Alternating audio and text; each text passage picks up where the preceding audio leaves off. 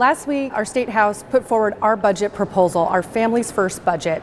And with McCleary looming large right now, education is at the heart of what we do in our budget. But not just K-12, we also make critical investments in early learning and higher education as well. So I wanted to take a few minutes and just hit some of the highlights of what our budget proposal puts forward.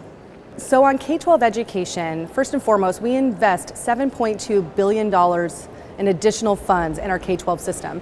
That is an investment that we believe will satisfy the McCleary court decision.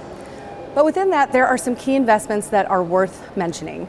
First and foremost, we address the teacher shortage crisis, which is very real for Washington State all across the state.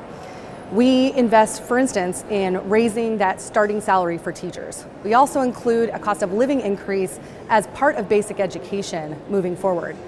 We invest in their career and professional development and generally compensate teachers fairly moving forward. We think that's a great thing.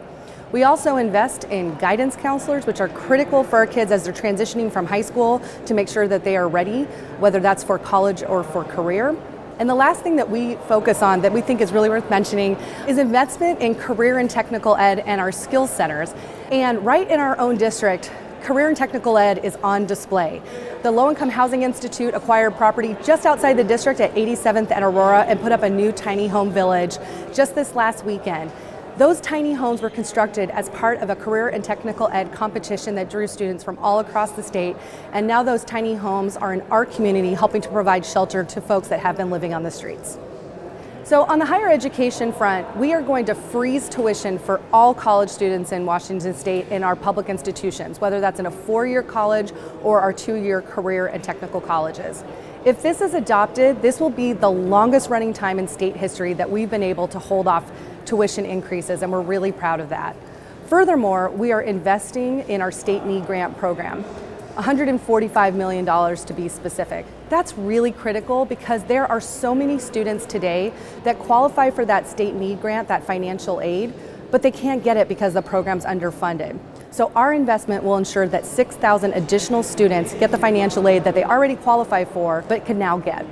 Finally, on early learning, I'm really proud to say in our Families First budget that we are investing in little kids. Specifically, we are funding 3,000 more slots for 3- and 4-year-olds to go to preschool. That is a critical investment as we know that early learning is one of the times that children's brains are developing, and investing in them in preschool makes sure that they are ready for kindergarten. We are also investing in programs like Working Connections Childcare. We are investing in having more caseworkers in our child welfare services, which is particularly critical for our foster youth. And finally, we are taking a major move to create the new Department of Children, Youth, and Families. This is a really important move in terms of an organizational cultural shift for what has been our children's administration. That's good not only for early learning, but again for our youth like foster kids and other at-risk youth in the system.